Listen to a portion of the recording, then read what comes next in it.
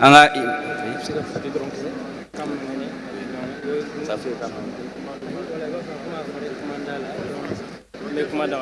inshallah anga imam ye kena soro inshallah ambe kuma dama doni بسم الله والحمد لله والصلاة والسلام على رسول الله وبعد. السلام عليكم ورحمة الله وبركاته. صراحة نحن مسرورين جدا بتواجد إخواننا من فرنسا إلى مالي. فالإسلام ليس له حدود. إن كنت في فرنسا أو في المغرب أو في الجزائر فكل المسلم شعب واحد، نتكلم بلسان واحد ونتصفح بيد واحدة وما بيننا أي الحدود. فنقول لإخواننا الذين جاءوا من فرنسا فأهلا بكم وسهلا بكم، جئتم من عندكم ووصلتم عندكم إن شاء الله، ونتمنى لكم الحسن المقام في باماكو هنا بالاستقرار والأمن والأمان، وأن تعيدوا إلى أهلكم سالمين غانمين وبكل فوز كبير أيضا. فشكرا لكم وجزاكم الله خير الجزاء. أمبي بلا جلنفو كم ينبال مويا جاكو ينقدوني فو نوتاني مرابي نوانبي أني سوجارا أمبال منون كبوفو فرنسي كنان فيا أبو يروزو سوسو سنفي olu yɛrɛ kana sigi k'a fɔ k'u bɔra faransi u bɛna dɔɔnin f'aw ye. Vraiment foli b'u ye, duwawu b'u ye. Minnu kɛra sababu ye ka ninnu fɛnɛ nana, tiɲɛ na foli kan ka las'u ma. Nin tɛ édition fɔlɔ ye. An b'a jigin salo an y'an balimakɛ bisimila nin cogo la. Ɲinan n'aw nana ni ninnu fɛnɛ ye, dɔ wɛrɛ si t'an bolo ka foli las'aw ma ka duwawu k'aw ye. Nin b'aw ka cɛsiri de yira, nin b'aw ka hami de yira diinɛ tali nin na.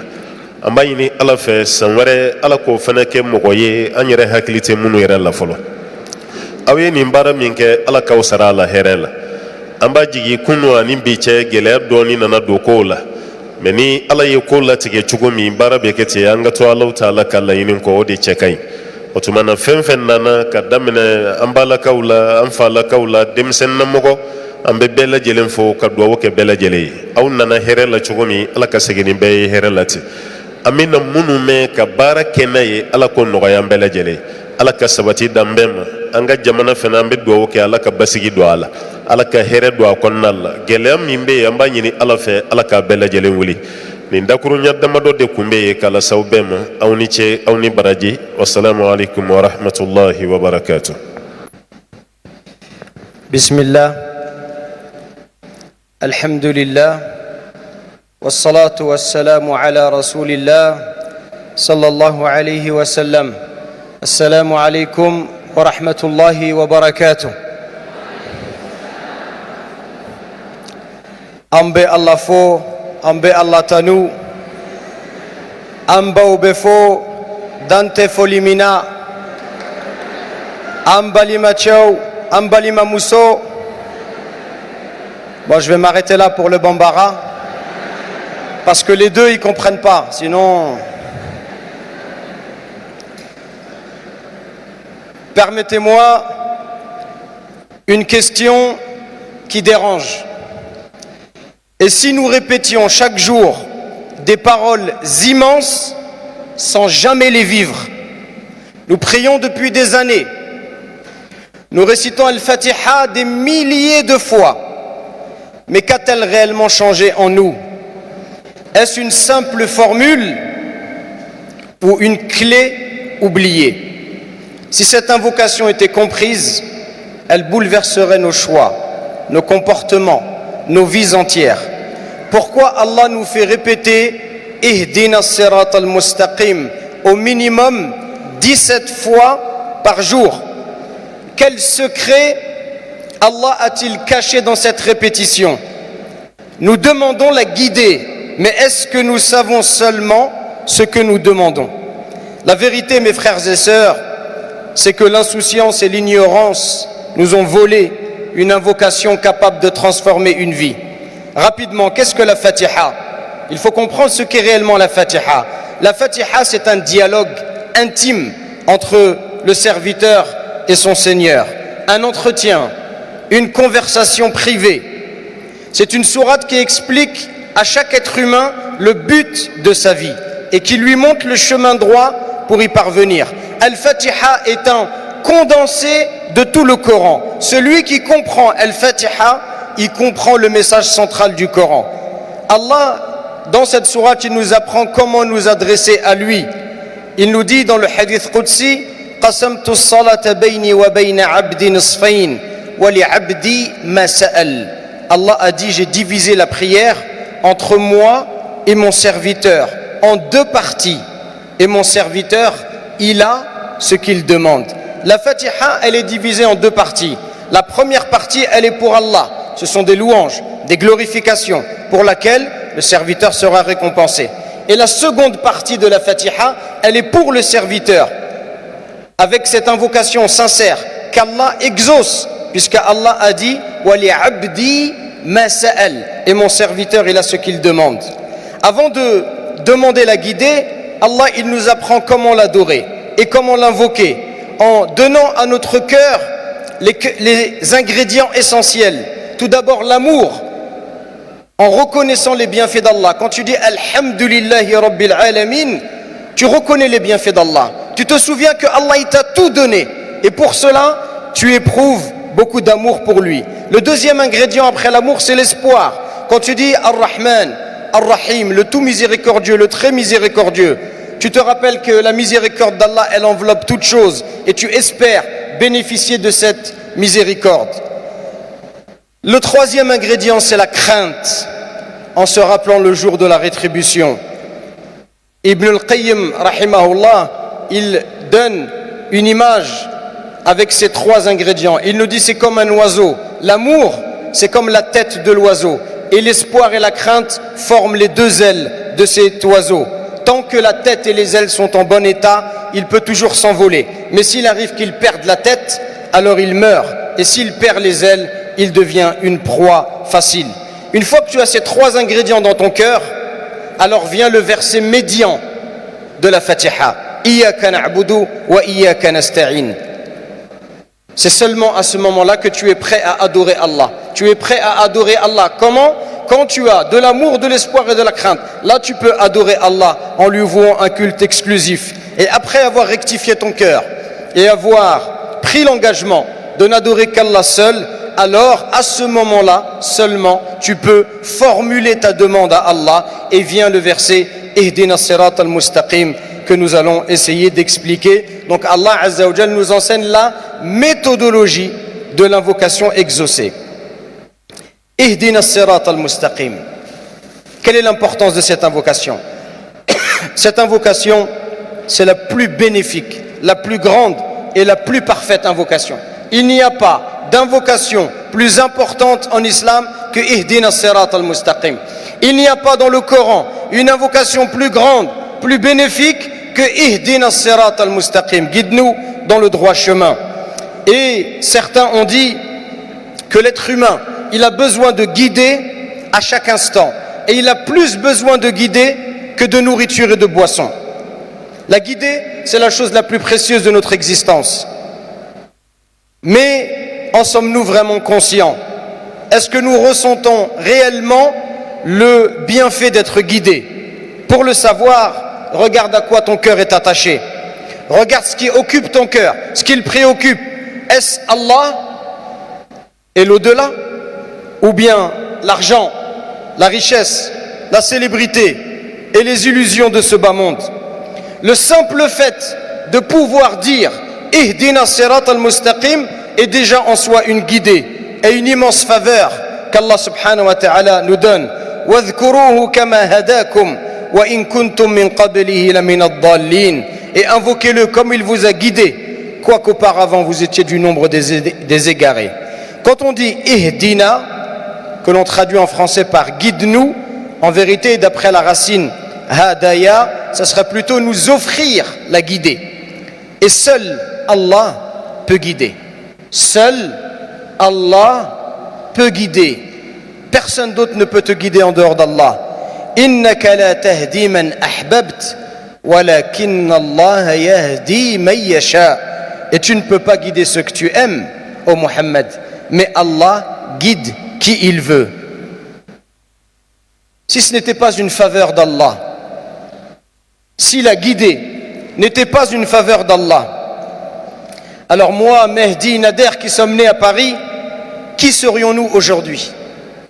Si ce n'était pas les bienfaits d'Allah qui nous ont couverts, qui serions-nous aujourd'hui? Et c'est aussi pour cela que certains qui peuvent vivre à la Mecque, à quelques kilomètres de la Kaaba, ne prient pas. Parce que la guidée n'est pas une question de lieu ni d'origine. Allah guide qui il veut. En lisant attentivement ce verset, on constate que c'est une guidée générale. Il n'y a pas de préposition, pas rentrer dans les détails techniques, mais on ne dit pas ihdina, ila, fi, bi, guide-nous vers, sur, par.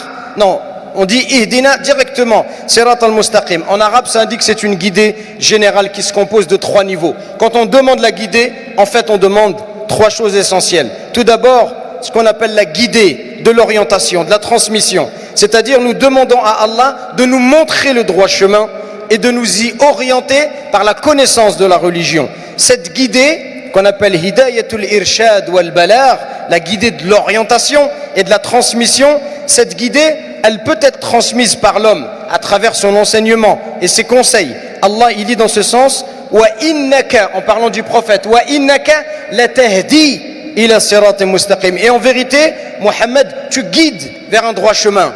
Juste avant, on a dit, il n'y a que Allah qui guide. Et là, dans le Coran, on nous dit, et Mohammed, tu guides. Alors, est-ce qu'il y a une contradiction? Non, il n'y a pas de contradiction. C'est qu'on ne parle pas exactement de la même chose. Ici, on parle de la guidée de l'orientation, c'est-à-dire montrer le chemin. Et ici, nous pouvons tous montrer le chemin.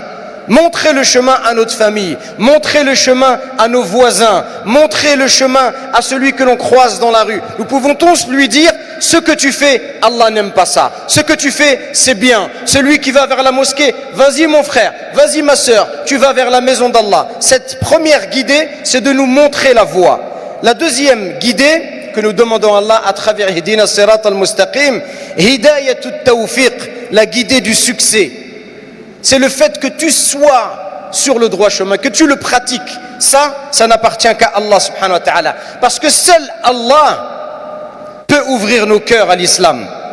Et elle applique 2 choses. L'acceptation de cette croyance islamique, de reconnaître Allah comme seule divinité, et Muhammad alayhi salatu wassalam comme le sceau des prophètes, et la mise en pratique, l'application de ces connaissances. Et c'est dans ce cadre-là qu'Allah nous dit « Innaka la tahdi man ahbabt, walakin Allah yahdi man yasha » Tu ne guides pas ce que tu aimes, mais Allah guide qui il veut. Et dans le hadith al-Qudsi, le hadith à thème divin عن النبي فيما روى عن الله تبارك وتعالى أنه قال يا عبادي كلكم ضل إلا من هديته فاستهدوني أهدكم. Kira Muhammad Kissinine Mabaye a dit concernant ce qu'il rapporte de son Seigneur, qu'il a dit: ô mes serviteurs, vous êtes tous égarés sauf celui que je guide. Regardez Allah ce qu'il nous dit: vous êtes tous égarés sauf celui que je guide. Demandez-moi de vous guider et je vous guiderai. Donc première guidée, on a dit, c'est la guidée de l'orientation. La deuxième, la guidée du succès. Et la troisième chose que nous demandons à Allah, c'est hidayatut thabat, la guidée de la constance, la guidée du raffermissement. On demande à Allah de nous maintenir fermes sur le chemin de la foi, du savoir et de la mise en pratique. Parce que être sur le chemin droit n'est pas une fin en soi. Le plus dur, c'est d'y rester. Jabir, il rapporte que le prophète sallallahu alayhi wa sallam, il traça un trait devant lui et dit, un trait droit, il dit: voici la voie droite d'Allah, voici la voie droite d'Allah subhanahu wa ta'ala, telle est ma voie dans toute sa rectitude, suivez-la donc et ne suivez pas les sentiers qui vous écarteraient de la voie d'Allah. Donnons un exemple pour être sûr que vous comprenez. On a parlé de 3 formes de guidée: la guidée de l'orientation, la guidée du succès et la guider du raffermissement. Si une personne veut aller quelque part et il ne connaît pas le chemin, quelqu'un il peut lui indiquer la direction. Si moi ici là, je veux aller à Ségou, ou je veux aller à Sikasso, ou je veux aller à Gao, ou je veux aller à Koulikoro, je ne connais pas le chemin, je ne suis pas du Mali. Où on fait pour aller à Ségou? Toi tu peux venir et tu me dis, si tu veux aller à Ségou, c'est par là-bas. Tu continues tout droit. C'est vrai, c'est par là-bas en plus, je crois. Hein?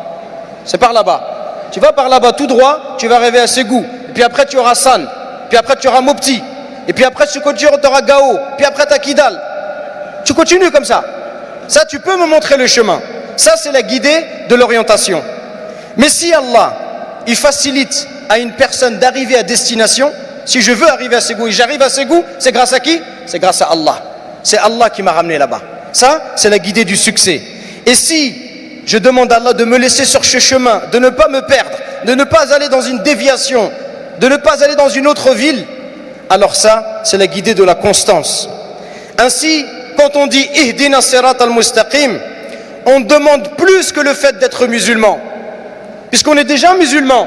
Et quelqu'un pourrait dire « Mais pourquoi je demande à Allah de me guider? Je suis déjà dans la guidée. Je suis déjà musulman.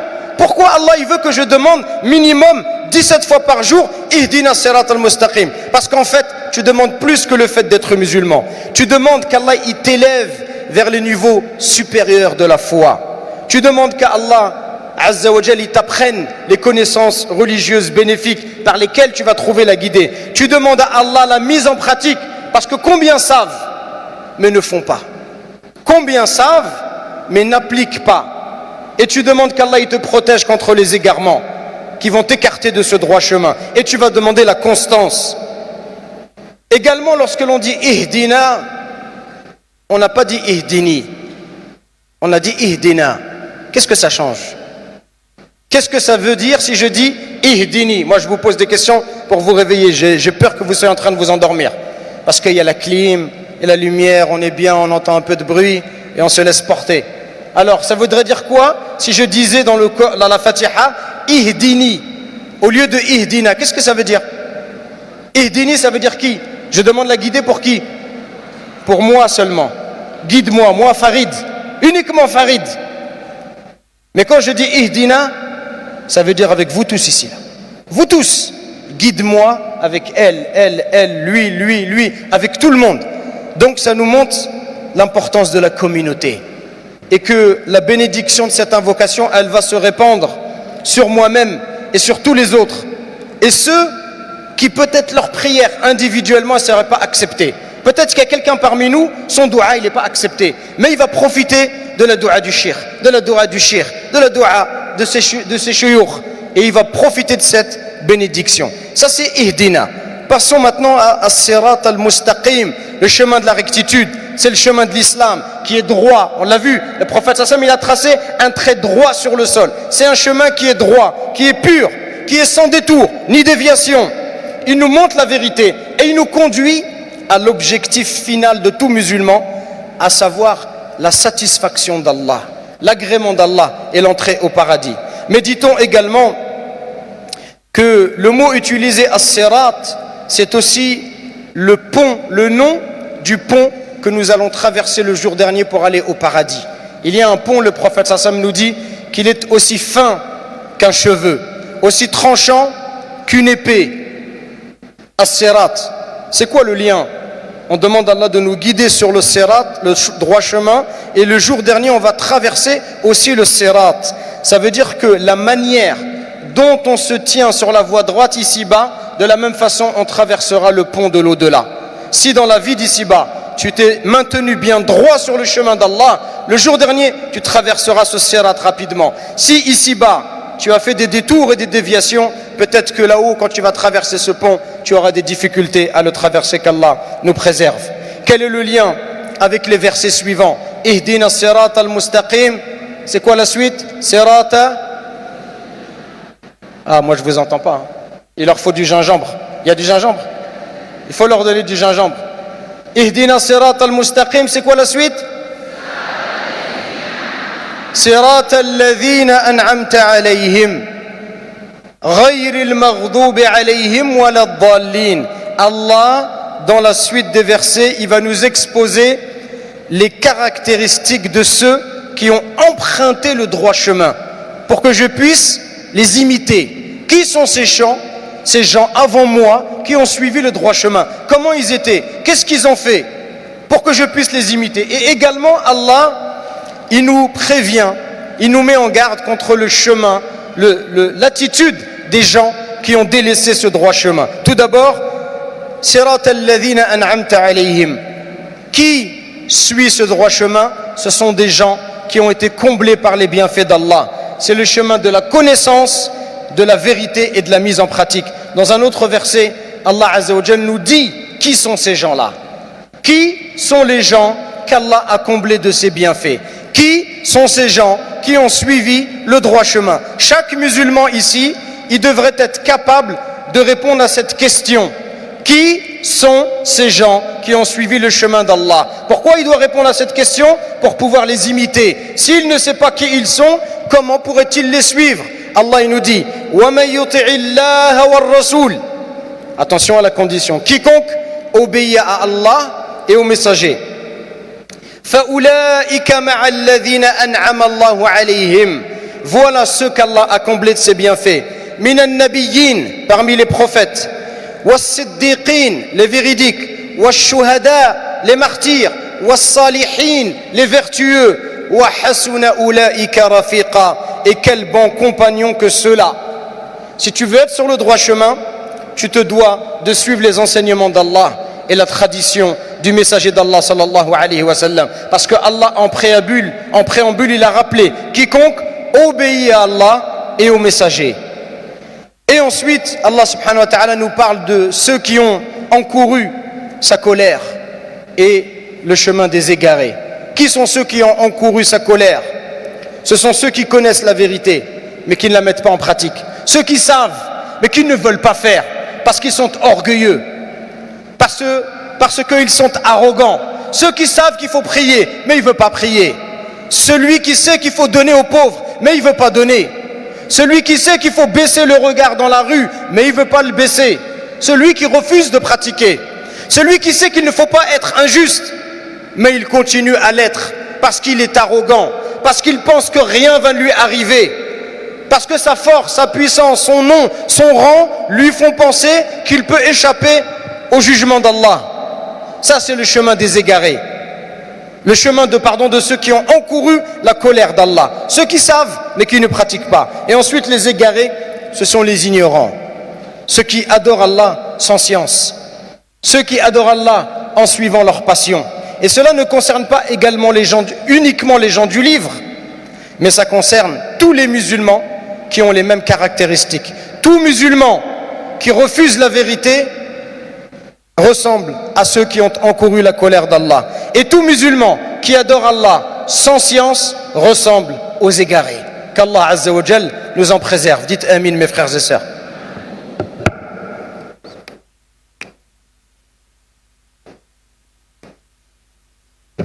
Aou bismillah, c'est comme ça qu'on dit? Aou bismillah. C'est bon, c'est bon.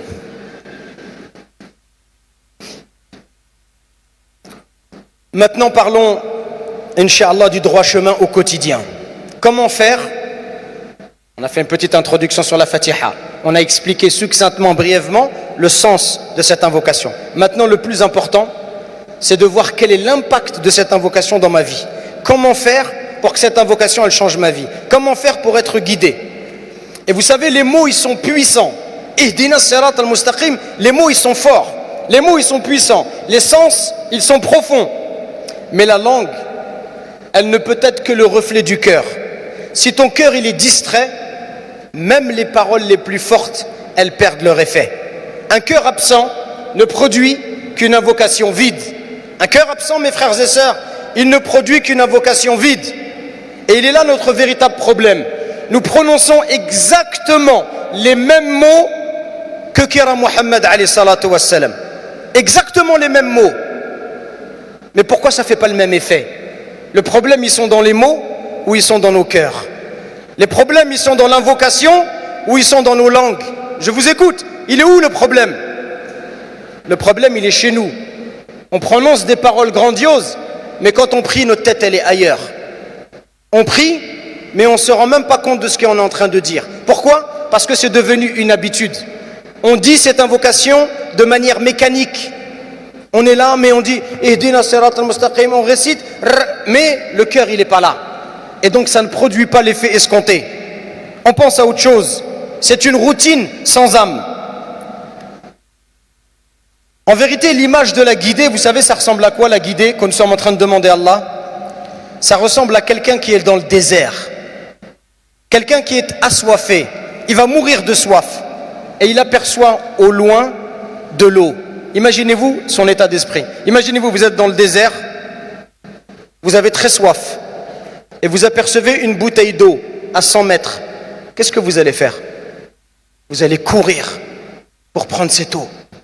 Vous allez faire vite, vous avez besoin de boire. Quand on dit à Allah, Ihdina, on doit ressentir dans notre cœur le besoin d'Allah, le besoin de cette guidée. On doit ressentir dans notre cœur que même si ça fait 50 ans que je prie, j'ai besoin qu'Allah il me guide. Parce qu'aujourd'hui je peux être bien, mais demain à cause d'un péché, je peux sortir de ma religion et m'écarter de ma religion. Donc on doit ressentir ce besoin d'Allah. Et on doit trouver une osmose entre les mots que nous prononçons et l'état de notre cœur. Et ça, c'est un secret que beaucoup ont oublié parmi nous. Plus tu vas exprimer ta pauvreté, ton indigence, ton besoin d'Allah, que ce soit par les mots que tu prononces, mais aussi par ta posture, plus tu exprimes ta pauvreté, plus tu te rapproches de l'exaucement de ton invocation. Est-ce que vous avez compris, mes frères et sœurs? C'est très important pour moi que vous compreniez ça. Plus tu vas exprimer à Allah ta pauvreté, ton indigence, ton besoin de lui, plus tu verras ton invocation exaucée. Et je vais vous donner des exemples dans le Coran et la Sunna qui enseignent cette vérité. Regardez celui qui invoque, celui qui lève les mains vers le ciel. Il ressemble à qui? Qui ressemble à celui qui fait des du'as? Qui dans la rue ressemble à celui qui lève les mains pour invoquer Allah? Qui? Le mendiant. Vous voyez le mendiant quand il vient et vous demande une pièce, il lève les mains aussi. Il lève la main vers vous. C'est-à-dire il exprime sa pauvreté. Il est en train de vous dire, moi j'ai rien. J'attends ta pièce pour manger et pour boire. Quand on lève nos mains, on est comme un mendiant. Nous sommes en train de mendier à Allah subhanahu wa ta'ala, la guider. Également, quand vous êtes prosterné, le front posé sur le sol, n'est-ce pas une posture qui pourrait être humiliante pour l'être humain? Est-ce que vous vous prosterneriez devant une personne? Vous vous prosterneriez devant, même si elle est importante? Est-ce qu'on accepterait de se prosterner? Non, parce que le visage, c'est la partie la plus noble de notre corps. Mais pour Allah, on se prosterne, on s'avilit, on s'humilie. Regardez, c'est encore une posture où on montre notre besoin d'Allah subhanahu wa ta'ala. Et dans le Coran, on a combien d'invocations de prophètes qui sont dans la détresse? Regardez Moussa alayhi salam. Moussa, il quitte son peuple parce qu'on veut l'attraper, on veut le châtier. Il quitte l'Égypte. Il traverse le désert, il arrive à Madian. On dit qu'il est pieds nus, affamé, assoiffé, il a peur. Il a peur parce que les soldats de Pharaon le poursuivent. Il a peur d'être attrapé. Et il arrive et il va aider deux femmes comme vous le savez. Puis il va s'asseoir à l'ombre et il va invoquer Allah.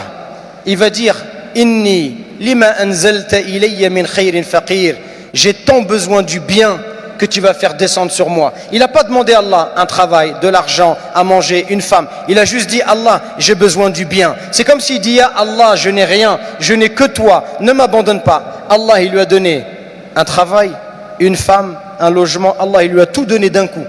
Pourquoi? Il a exprimé sa pauvreté. Voilà ce que tu dois retenir avant de dire Ihdina siratal mustaqim. Tu dois te sentir pauvre devant Allah. Tu dois te dire, sans Allah, je ne peux pas être guidé. J'ai besoin qu'Allah Azza wa Jal me guide. Méditez sur ce hadith. Salama radiallahu anha, elle nous dit, Kana aktharu du'aihi, l'invocation que le prophète répétait, sallallahu alayhi wa sallam, le plus souvent. Quelle est l'invocation que le prophète répétait le plus souvent? Qui nous dit ça? Sa femme. Salama, elle est bien placée pour le savoir. C'est son épouse, elle vit avec lui. Qu'est-ce qu'il demandait le prophète sallallahu alayhi wa sallam? Est-ce qu'il demandait une belle maison à Assis 2000? C'est 2000 ou 200? J'ai oublié. 2000, hein? À vouloir faire trop le malin, on se trompe. Hein, est-ce qu'il a demandé une grande maison à Lafia Bougou, ou à Badala Bougou, ou à Amdalaï? Non. Est-ce qu'il a demandé une Mercedes, un beau chameau? Non. Qu'est-ce qu'il disait alayhi salatu wassalam? Ya muqallib al-qulub, ô toi qui transforme les cœurs, thabbit qalbi ala dinik, ô toi qui tourne les cœurs, raffermis mon cœur sur ta religion. Ça, c'est ce que votre prophète alayhi salatu wassalam, il demandait à Allah. Le plus souvent, il demandait à Allah, subhanallah, qu'il soit ferme dans la religion. Pourtant, c'est Khalil ar-Rahman, c'est l'ami d'Allah, c'est son prophète, c'est son messager, et il demande à Allah qu'il le garde dans son droit chemin. Est-ce que Allah il va sortir, égarer un prophète du droit chemin? Est-ce qu'Allah il va égarer un homme qui a sacrifié sa vie pour sa parole, pour répandre sa parole? C'est le messager d'Allah, et il demande à Allah, ne m'écarte pas de ton droit chemin. Qu'est-ce que nous on devrait dire à sa place, alayhi salatu wassalam? Est-ce que nous on est sûr de mourir sur l'islam? Est-ce que nous on est sûr de mourir sur les bonnes actions? Est-ce que nous on est sûr de mourir sur le bien? Wallahi mes frères et sœurs, on n'en est pas sûr.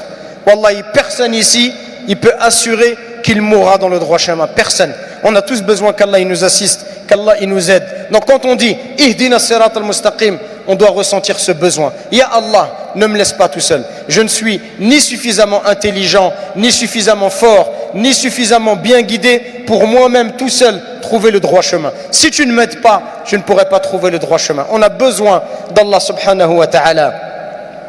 Et plus tu vas te montrer pauvre devant Allah, plus Allah il va t'élever. Plus tu te montres pauvre, plus Allah il va t'élever. Deuxièmement, parmi les leçons de cette invocation, c'est qu'il faut agir selon le droit chemin. Les savants ils nous donnent encore une règle très importante. L'invocation, elle doit être suivie des causes qui mènent à son exaucement. Je répète, l'invocation doit être suivie par des causes qui mènent à son exaucement. Si je dis Ya Allah, donne-moi de l'argent, je ne peux pas aller dormir. Il faut que je sorte et j'aille travailler. Si je dis Allah, donne-moi de la science, il faut que j'aille étudier. Je ne peux pas dire Allah, donne-moi la science et après je reste dans ma chambre, je fais dodo toute la journée. Non, tu as demandé à Allah la science, tu as demandé l'apprentissage du Coran, maintenant va apprendre. Va t'asseoir, va apprendre. Tu veux la richesse, va. Tu veux te marier, cherche une femme, cherche un mari. Dis pas je veux me marier, tu attends comme ça. Non, va, fais les causes. L'invocation, elle doit être suivie par des causes. Quelles sont les causes d'Ihdina sirat al-mustaqim? Qu'est-ce que je dois faire comme cause pour qu'Allah il me guide? La première cause, c'est de croire en lui, de croire fermement en Allah, d'avoir une foi qui est ferme, qui est forte, qui est inébranlable. Allah dans le Coran il nous dit فَأَمَّا الَّذِينَ آمَنُوا بِاللَّهِ وَاعْتَصَمُوا بِهِ فَسَيُدْخِلُهُمْ فِي رَحْمَةٍ مِّنْهِ وَفَضْلٍ وَيَهْدِيهِمْ إِلَيْهِ صِرَاطًا مُسْتَقِيمًا. Alors ceux qui croient en Allah et qui s'attachent à lui, il les fera entrer dans une miséricorde venue de lui et dans une grâce aussi. Il les guidera vers lui dans un chemin droit. Qui sont ces gens qu'Allah guidera dans un chemin droit? Ceux qui ont cru en Allah et qui se sont fermement attachés à lui. Donc ce sont des gens qui ont combiné à la fois l'adoration et la confiance en Allah dans tout ce qu'ils faisaient, comme l'explique Ibn Kathir dans son commentaire. Quand le croyant est malade, accablé par les dettes, la misère, les soucis familiaux, vers qui se tourne-t-il vraiment? Est-ce que ce sont vers des féticheurs qui prétendent travailler avec les djinns?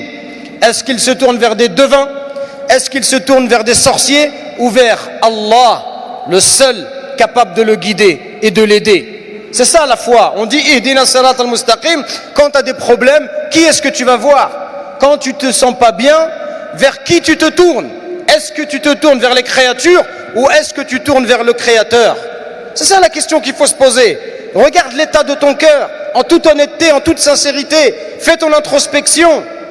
Quand tu ne vas pas bien, quand tu as des problèmes, en qui tu as de l'espoir? Parfois on a de l'espoir aux gens. On sait que quelqu'un il a des relations et notre cœur il s'attache à lui. On dit ah un tel, il va me trouver une solution. Au lieu de s'attacher à Allah subhanahu wa ta'ala. Et la guidée d'Allah, elle s'attire par la foi sincère et la soumission totale. وَمَن يُؤْمِن بِاللَّهِ yahdi qalbah. Allah nous dit, quiconque croit en Allah, Allah y guide son cœur. Pour quelle raison? Les gens de la caverne, ils ont été secourus par Allah, tout simplement parce qu'ils ont cru en lui. Innahum fityatun amanu bi rabbihim wa zidnahum huda. C'était en vérité des jeunes gens qui croyaient en leur Seigneur et que nous avions fortifiés dans la bonne voie. Donc premièrement, parmi les causes qui nous permettent de réaliser la guidée, c'est de croire en Allah et de s'attacher fermement en lui, de placer notre confiance en lui. Deuxièmement, c'est l'accomplissement des bonnes œuvres. Ça ne suffit pas de dire je crois en Allah, il faut le prouver. La foi, elle se prouve par les actes. Innama ya'muru masajid Allah. Seul peuple les mosquées d'Allah. Man amana billah. Ceux qui croient en Allah. C'est le préalable, on l'a dit tout à l'heure. Illa man amana billah. Wal yawmil akhir. Qui croient en Allah et au jour dernier. Wa aqama as-salah. Qui accomplissent la prière. Wa ata az-zakah. Qui acquittent la zakat. Wa lam yakhsha illa Allah. Et ils ne craignent qu'Allah. Fa'asa ulaika ay yakunu min al-muhtadin. Ceux-là peuvent être parmi les bien guidés. Pour être parmi les bien guidés, il faut faire partie de ceux qui peuplent la mosquée, la maison d'Allah. Ceux qui accomplissent la prière, ceux qui acquittent la zakat et qui ne craignent qu'Allah seul. Fais le premier pas vers l'obéissance et il va te combler de sa vaste grâce. Et Allah, il augmente ceux qui se sont guidés en guidés. Et parmi ces bonnes œuvres, citons en particulier la place centrale du Coran, par sa lecture, par sa méditation, par son application. Allah nous dit Yahdi bihillah man ittaba'a ridwanahu subul as-salam wa yukhrijuhum min adh-dhulumati ila an-nur bi'idhnihi wa yahdihim ila siratim mustaqim. Par ceci, par le Coran, Allah y guide au chemin du salut ceux qui cherchent son agrément et il les fait sortir des ténèbres à la lumière par sa grâce et il les guide vers un chemin qui est droit. C'est ça l'effet du Coran. Le Coran, tu l'écoutes et il te permet de devenir meilleur. Nous, aujourd'hui, on écoute le Coran. Tout à l'heure, on a écouté une récitation. On écoute le Coran parfois à la maison ou quand on va faire la prière à la mosquée. Mais réellement, quel est l'impact du Coran dans notre vie? Est-ce que nous comprenons déjà le Coran? Est-ce que nous comprenons ses sens? Combien de fois on entend le Coran et qu'est-ce qui nous plaît dans le Coran? Aujourd'hui, beaucoup ce qui plaît aux gens, ce sont les voix. C'est juste des belles voix. On ne comprend pas le message. Le Coran, c'est un message. Est-ce que le Coran, il t'impacte dans ta vie? Est-ce que tu faisais un péché et tu as entendu des versets et maintenant tu les as arrêtés et tu as accompli le bien? Il sert à ça, le Coran, à te permettre de devenir meilleur. Il y a des gens qui étaient des grands bandits et qui sont devenus les meilleurs par le Coran, par l'écoute, la méditation. Vous connaissez Al-Fudayl ibn Iyad? Al-Fudayl ibn Iyad, c'était un des plus grands voleurs, un des plus grands brigands. Al-Fudayl ibn Iyad, il a entendu un verset, un seul. Ça a changé sa vie. Dans ce verset, Allah, il a considéré qu'Allah, il lui parlait à lui. Allah, il pose une question dans ce verset. Alam ya'ni lilladhina amanu an takhsha'a qulubuhum li dhikrillah. Le moment n'est-il pas venu pour ceux qui ont cru que leur cœur s'humilie à l'évocation d'Allah? Nous, quand on écoute le Coran, on ne se sent pas concerné. On dit, ah, Allah, il parle des juifs. Ah, Allah, il parle des chrétiens. Ah, Allah, il parle des hypocrites. C'est-à-dire comme si moi, je suis jamais concerné. Non, Farid, il n'est pas concerné. Non, ça, c'est pour les juifs. Ça, c'est pour les chrétiens. Ah, ça, c'est pour les femmes. Ah, ça, c'est pour ceci. Ah, ça, c'est pour les gouverneurs. Moi, rien. Alhamdoulilah, tout va bien. Non, Allah, il te parle à toi. Allah, quand il parle des juifs, des chrétiens, de tout ce que tu veux, il te parle à toi. Pour te dire, soit fais comme eux s'ils ont fait du bien, soit ne fais pas comme eux s'ils ont fait du mal. Allah, il dit, Alam ya'ni lilladhina amanu an takhsha'a qulubuhum li dhikrillah. Le moment n'est-il pas venu pour ceux qui croient que leur cœur il s'humilie à l'évocation d'Allah? Al-Fudayl ibn Iyad, en écoutant ce verset, il était où? Il était au-dessus d'un mur en train de regarder une femme qu'il aimait. Il était venu, il a escaladé un mur pour aller regarder une femme dont il était amoureux. Quand il a entendu ça, il a dit, si ya Allah, le moment il est venu. Ça y est, le moment il est venu. Il est revenu en arrière et il a entendu des gens la nuit dire, attention Al-Fudayl, Al-Fudayl, s'il nous voit dans la rue, il va nous attaquer, il va tout nous voler. Il a dit, moi je suis en train de faire du mal à des musulmans qui vont faire le pèlerinage, je suis en train de les attaquer. Il a dit, maintenant mon repentir, je vais rester à côté de la Kaaba jusqu'à la fin de ma vie. Et il est resté jusqu'à la fin de sa vie un adorateur d'Allah, au point où il a obtenu, on lui a donné ce surnom, Abidul Haramain, le dévot des deux sanctuaires. Pourquoi? Quel est le point de départ? Un verset du Coran. Et nous, le Coran, qu'est-ce qu'il fait sur moi? Qu'est-ce que le Coran, il me fait à moi? Est-ce que je pourrais dire, tel verset, il m'a changé? Le prophète, il disait, en lisant certaines sourates, ça m'a donné des poils blancs.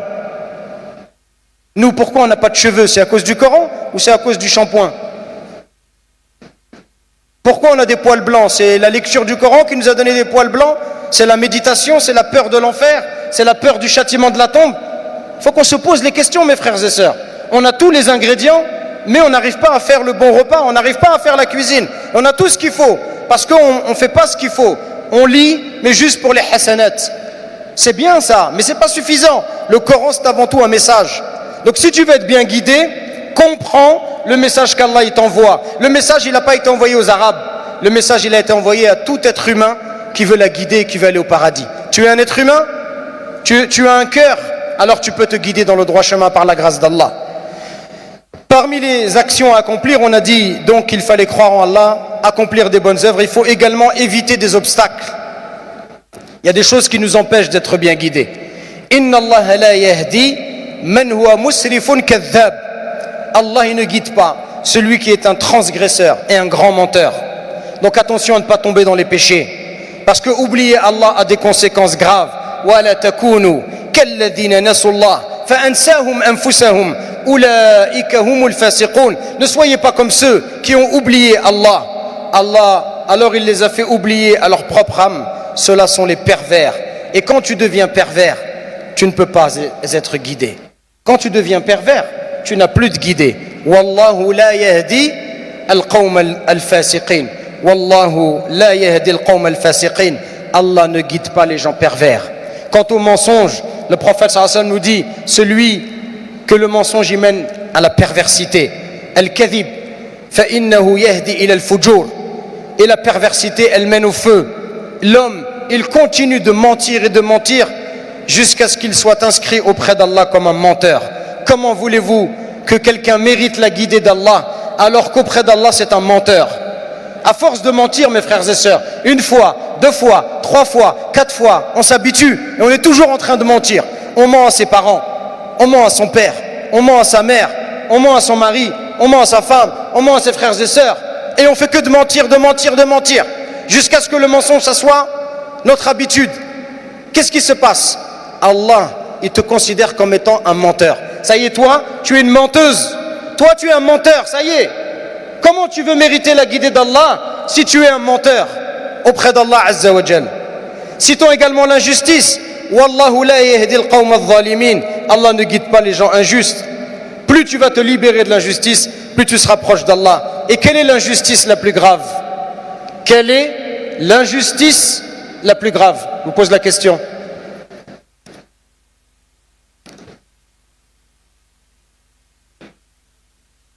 Très bien, j'attends une autre réponse. Ici, ils n'ont pas entendu. Quelle est, mes sœurs, la plus grave des injustices? J'ai entendu? Ash-shirku billah. Donner un associé à Allah. Ça, c'est la plus grave des injustices. Allah, il t'a créé. Allah, il t'a façonné. Allah, il t'a donné. Allah, il s'occupe de toi depuis que tu es né. Et toi, tu vas adorer quelqu'un d'autre. Ça, c'est la plus grave des injustices. Donc, il faut purifier son âme et sa religion de l'injustice. Et plus tu vas la purifier, plus Allah, il va te guider. Et on pourrait citer beaucoup de péchés, mais il faut juste retenir une règle simple et bénéfique pour le croyant. Le croyant qui veut la guider, il doit acquérir deux choses. Il doit connaître ce qui éloigne d'Allah. Premièrement, je dois connaître ce qui éloigne d'Allah. Je dois connaître ce qui déplaît à Allah. Je dois connaître ce qu'Allah n'aime pas. Dans le Coran, à 16 reprises, Allah il nous dit Wallahu la yuhibbu. Allah n'aime pas. Ces 16 là, tu vas les chercher. Vous allez ouvrir le Coran, vous allez lire le Coran en entier, le Ramadan il arrive. À chaque fois que vous verrez Allah n'aime pas, vous allez le surligner. Qu'est-ce qu'Allah il n'aime pas? On en a vu déjà. Allah il n'aime pas les injustes. C'est quoi l'injustice? Afin que je ne sois pas comme eux.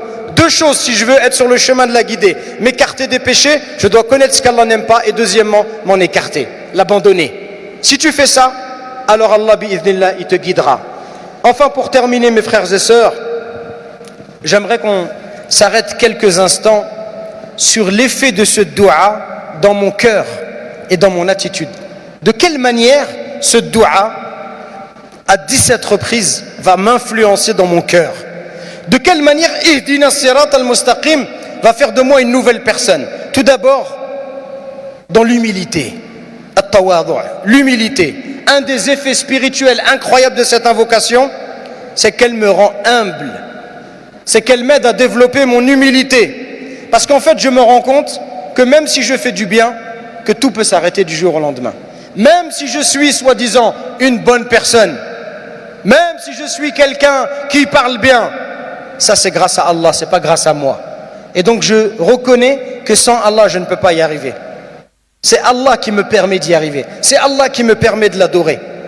Donc tout cela, ça doit nous développer en nous notre humilité. Et le prophète était la personne la plus humble. Quand quelqu'un venait, un étranger, le prophète était assis au milieu de ses compagnons, on ne pouvait pas le distinguer. On ne pouvait pas le distinguer. Les gens n'arrivaient pas à faire la différence. Ils ne cherchaient pas à se distinguer des autres. Il répondait à toutes les invitations. Il saluait les enfants dans la rue. Il leur caressait la tête et il invoquait pour eux. Il acceptait même les plus modestes cadeaux. Il aidait même ses épouses aux tâches ménagères. Le prophète sallam, dans sa maison, il aidait sa femme à traire les animaux, à faire de la couture. Oui, Rasulullah, s'il avait des vêtements déchirés, lui-même, il allait faire un peu de couture. Ça, c'est l'humilité du prophète, sallallahu alayhi wa sallam. Et il dormait sur une natte si fine qu'elle lui laissait des traces sur la peau. Combien, parmi nous, ils ont développé des attitudes hautaines envers les autres musulmans? Combien parmi nous, sous prétexte qu'ils suivent la sunna, ils dénigrent les autres, ils les insultent, ils les rabaissent, ils les méprisent? Est-ce que Ihdina Sirat al-Mustaqim ne t'a pas conduit à faire preuve d'humilité? Ils ont oublié que si Allah avait voulu, eux-mêmes seraient dans l'égarement. Et ça, vous savez, cet orgueil et cette vanité, ça fait partie des plus grands pièges du diable pour nous les pratiquants. Le diable, il a des pièges pour chaque catégorie de personnes. Le diable, il a des pièges pour les commerçants. Le diable, il a des pièges pour les gens qui ont de la force physique. Le diable, il a des pièges pour les gens comme vous et moi, qui sont pratiquants, qui font les 5 prières, qui vont à la mosquée, qui en apparence montrent de la piété. Allah, le shaitan, il a des pièges pour nous. Et parmi ces pièges, c'est quoi? C'est l'orgueil, qu'on se sente mieux que les autres. Quand on marche dans la rue avec le beau boubou là, on marche et on méprise les gens. Pff, lui, il sait même pas faire la prière. Et la barbe, moi je dis pas salam en premier. C'est celui qui est rasé qui me dit salam. Sous prétexte que la sœur elle a le hijab, je dis pas salam à quelqu'un qui n'a pas le hijab. C'est à elle de me dire le salam. Les gens, ils nous reprochent ça. Parce que certains, ils font des bonnes œuvres, mais ils ont développé de l'orgueil, se sentent mieux que les autres. Qui es-tu pour dire que tu es meilleur que les autres? Est-ce qu'Allah t'a envoyé un courrier pour te dire que tu es allé au paradis? Une prostituée, une grande dame, comme vous dites ici, elle a donné à boire à un chien. Allah, il lui a pardonné, il l'a fait rentrer au paradis. Et une dame qui faisait la prière, qui adorait Allah, elle a empêché son chat de se nourrir. Allah, il l'a envoyé en enfer. Qui es-tu pour savoir où tu vas aller? Un peu d'humilité avec les créatures d'Allah. Soyons humbles, doux, miséricordieux. C'est ce que nous enseigne Ihdina Sirat al-Mustaqim. Quand tu vois de quelqu'un qui est plus âgé que toi, tu devrais dire: il m'a devancé dans l'adoration d'Allah. Quand tu vois une personne âgée, tu devrais dire: lui, il a posé son front par terre pour Allah. Ça fait 70 ans, 80 ans, en 1950, en 1960, il adorait déjà Allah. Quand tu vois quelqu'un de plus jeune, tu devrais dire: j'ai fait des péchés avant lui. Lui, il n'était pas né, moi je faisais déjà des péchés. Quand tu vois des croyants, aime-les et souhaite qu'Allah t'inscrive parmi eux. Et quand tu vois des gens égarés, qui sont loin du sentier d'Allah, qui accomplissent des péchés, demande à Allah de te préserver de l'égarement et ne te réjouis jamais de leur mal. Ça, c'est la conduite subtile du croyant pour rester sur le droit chemin, qui est pleine d'humilité, pleine de douceur et pleine de miséricorde. Enfin, pour terminer, mes frères et sœurs, cette invocation, elle nous enseigne la fraternité. Tu n'es pas seul sur ce chemin, tu es accompagné par tes frères et sœurs. Et c'est ça la véritable fraternité. Tu souhaites pour ton frère ce que tu souhaites pour toi-même. Souvenez-vous, ce qu'on en a dit tout à l'heure, l'invocation, elle doit être accompagnée par des causes qui mènent à son exaucement. Qu'est-ce que tu fais pour la guider de tes frères et sœurs? Quand tu dis Ihdina salat al-mustaqim, tu demandes à Allah de nous guider. Mais qu'est-ce que tu fais pour la guider des autres? Est-ce que tu invites au bien? Est-ce que tu condamnes le mal? Ou est-ce que tu es individualiste? Si tu médites sur les rites de l'islam, tu vas te rendre compte que tout est fait pour renforcer notre fraternité. Les croyants, ils sont à l'image d'une construction. On est comme un seul corps. On fait le siyam, le ramadan ensemble. On fait le hajj ensemble. On prie ensemble dans la mosquée. Dans la mosquée, on est alignés sur un même rang. Pour quelle raison? Pour que nos cœurs ils s'alignent. Allah, il nous envoie ces signes pour qu'on comprenne. Ce qui compte, c'est pas juste d'être collé en prière à mon frère. Ce qui compte, c'est que nos cœurs ils soient alignés. Est-ce qu'on est conscient de cela? La fraternité se renforce par des gestes simples. Notamment, dans un hadith magnifique, le prophète il nous dit, alayhi salatu wassalam, par celui qui détient mon âme entre ses mains, vous n'entrerez au paradis que lorsque vous aurez la foi. Et vous n'aurez la foi que si vous vous aimez les uns les autres. Le prophète, il ne s'arrête pas là. Il nous donne un moyen très simple de renforcer la foi. Voulez-vous que je vous indique une chose qui va faire naître l'amour entre vous? Afshu salam bainakum. Répandez la salutation les uns les autres. Parce que quand on se salue, ça crée de la proximité, de l'union. Ça nourrit l'amour, la concorde et ça préserve du ressentiment. C'est pourquoi on doit saluer ceux que nous connaissons et aussi ceux que nous ne connaissons pas. Ce matin-là, aujourd'hui, est-ce que vous avez pris le temps de saluer votre voisin? La personne qui est assise à côté de vous, à droite et à gauche, est-ce que vous avez pris le temps de lui dire salam alaikum? Alors, vous avez dit salam à vos voisins ou vous êtes venu, vous vous êtes assis et vous avez regardé comme ça? J'avais gardé la place pour ma sœur Fatoumata et elle est venue s'asseoir là.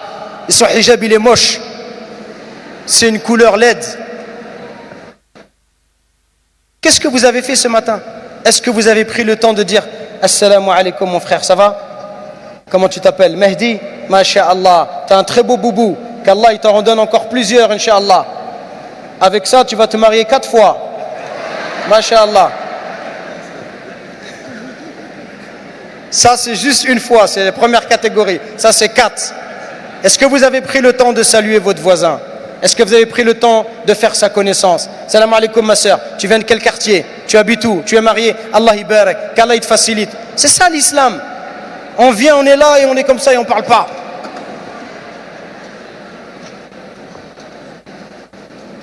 Alors soyez souriants, bienveillants, pardonneurs. C'est ainsi que la fraternité elle devient réalité et non un mot vide ou un slogan que l'on déclame. Voilà ce que j'avais à dire sur ce sujet. Qu'Allah subhanahu wa ta'ala nous permette à tous de comprendre et d'appliquer. Allahumma waffiqna li hudak waj'al amalana fi ridak. Qu'Allah subhanahu wa ta'ala nous accepte dans sa guidée et qu'il accepte nos bonnes actions. Bamaliba, à très bientôt. Barakallahu fikum. Wassalamu alaikum wa rahmatullahi wa barakatuh. Et Mehdi, comme vous le savez, il est tunisien, donc il est un peu triste aujourd'hui. Donc je compte sur vous pour lui faire des du'as. Voilà, miskin, c'est pas facile. C'est pas facile pour lui aujourd'hui.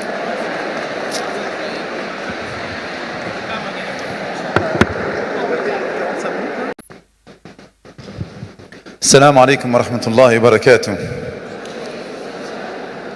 الحمد لله والصلاة والسلام على رسول الله وعلى آله وصحبه ومن والاه. رب اشرح لي صدري ويسر لي أمري واحلل عقدة من لساني يفقه قولي أما بعد. الحمد لله, avant tout, j'aimerais pouvoir, bi'idnillah ta'ala, être reconnaissant vis-à-vis des organisateurs qui nous ont permis de nous réunir pour le visage d'Allah subhanahu wa ta'ala ici.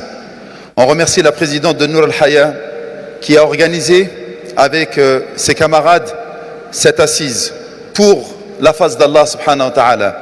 Nous remercions également les autorités maliennes qui nous ont permis de venir ici de manière très facilitée. Walillah alhamd. Pour une rencontre qui se veut bi'idnillah utile et surtout profitable à nous en premier lieu et à vous bien entendu. Nous remercions également vous qui vous êtes déplacés. Hier ça a été annulé et vous êtes quand même restés connectés et vous avez fait l'effort de revenir aujourd'hui pour bi'idnillah ta'ala essayer de fortifier votre foi et d'essayer par cette assise, par ce rassemblement, pour l'unique intention de plaire à Allah subhanahu wa ta'ala, de nous réunir une nouvelle fois aujourd'hui. Mes chers frères, mes chères sœurs, le sujet que je vais aborder aujourd'hui, c'est un sujet sensible. C'est un sujet qui peut être à fleur de peau pour certains. Mais avant tout, il faut prendre conscience d'une chose très importante, c'est que nous, musulmans, qui habitons en France, qui sommes d'origine maghrébine, nous nous retrouvons aujourd'hui à Bamako, au Mali, avec nos frères maliens, pour une seule et unique raison. Nous n'avons pas la même couleur de peau. Il aura une vie pleine d'opprobre, de difficultés, d'humiliation. Et vous les voyez, nos frères et nos petites sœurs maliens, ils pensent avoir réussi, mais malheureusement, subhanallah, c'est que de la difficulté qu'ils ont. C'est que de la perte de l'âme, perte de la dignité. Ils sont heureux, ils recherchent le faux brillant de la vie d'ici-bas. Et en réalité, ce n'est qu'un temps très court, la jeunesse. La jeunesse, ça va tellement vite, la jeunesse. Allah Jalla fi'ula nous dit qu'il aura une vie pleine d'humiliation et de difficultés. Et nous allons ressusciter cette personne-là le jour du jugement dernier aveugle.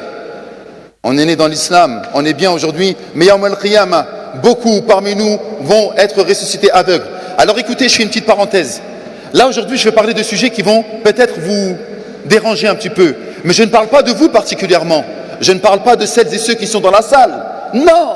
Si vous êtes venus ici, si vous êtes venus, Inch'Allah, pour ce rassemblement islamique, pour essayer de revivifier votre foi et votre cœur, pour essayer de réapprendre à vous connecter à Allah, sachez que vous êtes des ambassadeurs d'Allah. Aujourd'hui, est-ce que vous avez écouté? Est-ce que vous êtes en train d'écouter? Attention! Ça peut être quelque chose pour vous ou contre vous. Vous allez écouter des propos, ça ne vous concerne pas peut-être, mais par contre, vous allez devoir être, masha'Allah, les ambassadeurs, les haut-parleurs, les transmetteurs de ce que vous avez écouté aujourd'hui. Parce que nos petits frères et nos petites sœurs maliennes, ici à Bamako, à Gao, à Kay, ou peu importe, eh bien ils vont se retrouver, subhanallah, plutôt à Kay, ils vont se retrouver dans des pièges de shaitan. Et nous devons être, subhanallah, de ceux qui vont les préserver. À Bamako, à Kay, à Gao ou à Mopti, le scénario se répète. C'est toujours la même chose. Un jeune commence juste pour surveiller une marchandise douteuse. Il n'arrive pas à faire de l'argent.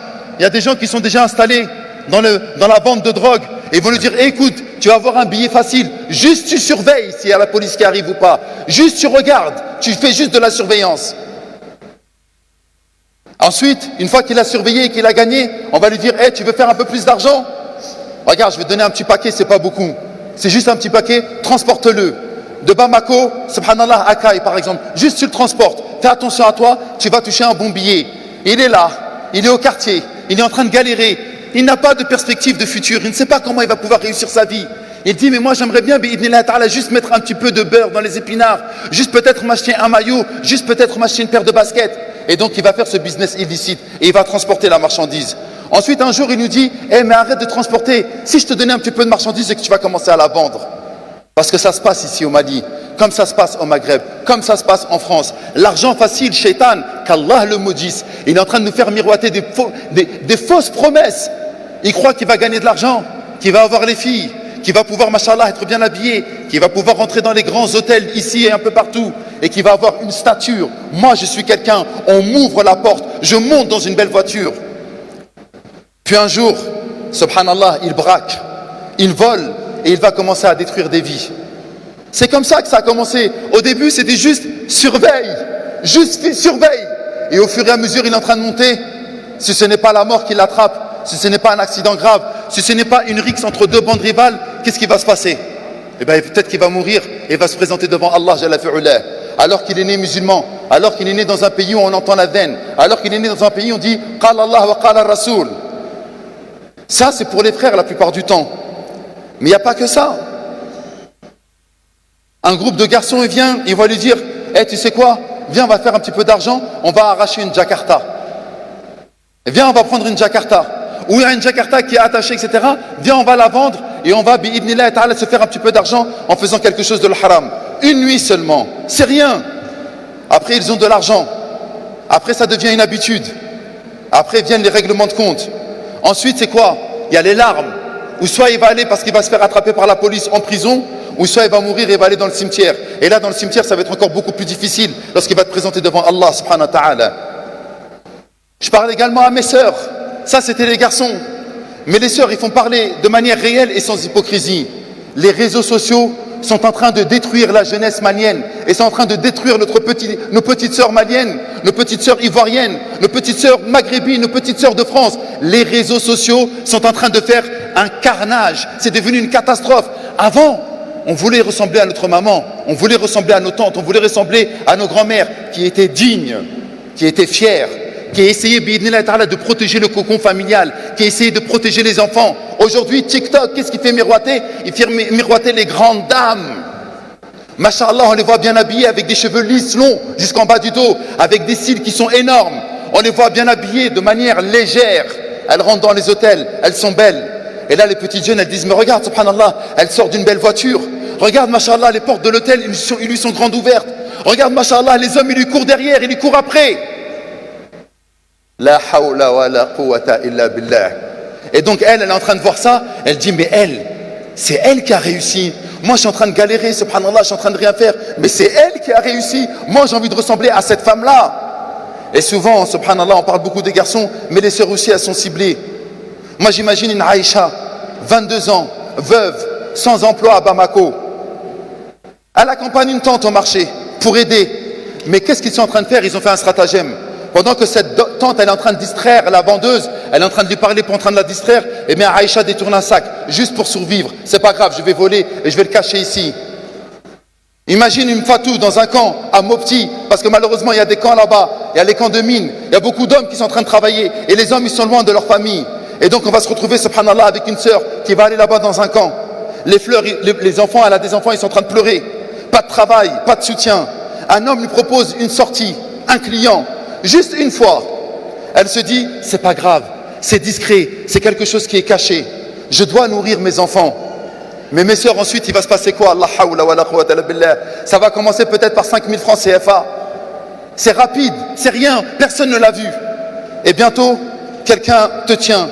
Les recruteuses vont venir arriver, les proxénètes, les réseaux, puis la police, puis les rivaux, puis la maladie, et ensuite c'est le sida qui vient. Et la petite sœur miskine, elle est partie, elle ne savait pas qu'elle allait se retrouver dans une situation si difficile. Il y a la honte qui vient, la famille qui ne l'aime plus, qui la rejette. Allez, tu nous as fait la honte.